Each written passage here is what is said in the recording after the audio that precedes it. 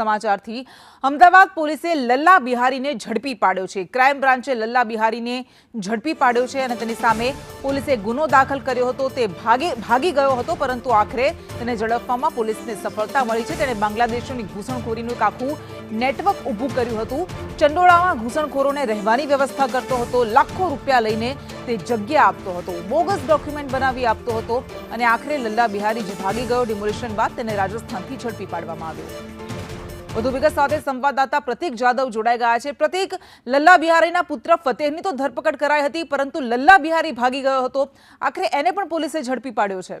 બિલકુલ કૃષ્ણ, લલ્લા પઠાણ ઉર્ફે લલ્લા બિહારીને હાલ ક્રાઇમ બ્રાન્ચે રાજસ્થાનથી ઝડપ્યો છે અને સાંજ સુધીમાં તેને લઈને અમદાવાદ પહોંચે તેવી પૂરેપૂરી શક્યતા છે। લલ્લા પઠાણ જ્યારથી ચંડોળા તળાવમાં ડિમોલેશનની કામગીરી શરૂ થઈ હતી ત્યારથી જ તે ફરાર થઈ ગયો હતો।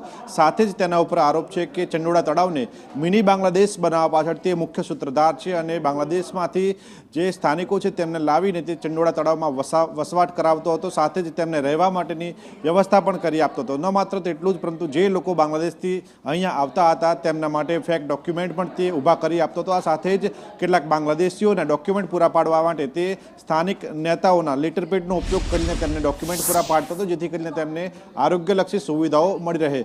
મહત્વનું છે કે ચંડોળા તળાવની અંદર તે માટી વડે પુરાણ કરતો હતો, ત્યારબાદ તેમાં ઝૂંપડા તેમજ કાચા અને પાકા મકાનો બનાવીને આવા લોકોને રહેવા માટેની જગ્યા કરી આપતો હતો। સાથે જ ગેરકાયદેસર ગટર કનેક્શન તેમજ વીજ કનેક્શન પણ આવા લોકોને પૂરા પાડતો હતો। એટલે કહી શકાય કે મિની બાંગ્લાદેશ બનાવવામાં મુખ્ય સૂત્રધાર લલ્લા પઠાણ છે, લલ્લા બિહારી છે અને આ જ કારણથી ક્રાઇમ બ્રાન્ચે તેને રાજસ્થાનથી ઝડપ્યો હતો। જ્યારથી ચંડોળામાં ડિમોલેશનની કામગીરી શરૂ થઈ હતી કૃષ્ણા, ત્યારથી જ તે ફરાર થઈ ગયો હતો। ગઈકાલે સાંજે પણ ક્રાઇમ બ્રાન્ચની ટીમે તેની 4 પત્નીઓના ઘરે દરોડા પાડ્યા હતા, તેનું જે કારખાનું છે તેના ઉપર દરોડા પાડ્યા હતા અને લગભગ 9.5 લાખ જેટલીની રોકડ છે તે જપ્ત કરવામાં આવી છે। સાથે જ કેટલાક મહત્વના દસ્તાવેજી પુરાવા પણ જપ્ત કરવામાં આવે છે। સાથે જ ક્રાઇમ બ્રાન્ચને એવી માહિતી પણ સામે મળી છે કે ચંડોળા વિસ્તારમાં જે લોકો રહેતા હતા તે લોકોને વ્યાજે રૂપિયા આપવાનું કામ આ કરતો હતો લલ્લા પઠાણ। તેની સામે તે ઊંચું વ્યાજ પણ વસૂલતો હતો, સાથે તેમની પાસે એગ્રીમેન્ટ બનાવતો હતો।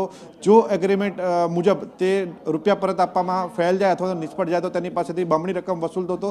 આવા અનેક ગેરકાયદેસર કામો છે લલ્લા પઠાણ કરતો હતો, જેને લઈને હાલ ક્રાઇમ બ્રાન્ચે તેના ઉપર સકંજો કસ્યો છે અને રાજસ્થાનથી તેની ધરપકડ કરવામાં આવી છે। જ્યારથી આ લલ્લા બિહારી લલ્લા પઠાણ ફરાર થયો હતો ત્યારથી જ ક્રાઇમ બ્રાન્ચે તેને પકડવા માટે 2 અલગ અલગ ટીમો, એક રાજસ્થાન અને એક બીજી પશ્ચિમ બંગાળ રવાના કરી હતી। જો કે ક્રાઇમ બ્રાન્ચની ટીમને સફળતા મળી છે અને તે અજમેર નજીકથી ઝડપાયો છે। હાલ ક્રાઇમ બ્રાન્ચની ટીમ છે તેને લઈને પરત ફરી રહી છે। લગભગ સાંજ સુધીમાં તેને ક્રાઇમ બ્રાન્ચ લેવામાં આવશે અને ત્યારબાદ તેની પૂછપરછમાં અનેક મહત્વના ખુલાસા થઈ શકે છે, કારણ કે અત્યાર સુધીમાં એવું સામે આવ્યું છે કે લલ્લા પઠાણ છે તે મુખ્ય સૂત્રધાર છે અને મિની બાંગ્લાદેશમાંથી જે લોકો મિની બાંગ્લાદેશ ચંડોળામાં જે બનાવવામાં આવ્યું હતું તેના પાછળનું મુખ્ય સૂત્રધાર તે પોતે જ છે। સાથે અનેક એવા ગેરકાયદેસર કામો તેણે કરેલા છે, જેને લઈને આગામી દિવસોમાં ક્રાઇમ બ્રાન્ચ તેના સામે અલગ અલગ ગુનાઓ પણ નોંધી શકે છે અને તેની સામે કાયદેસરની કાર્યવાહી પણ કરી શકે છે।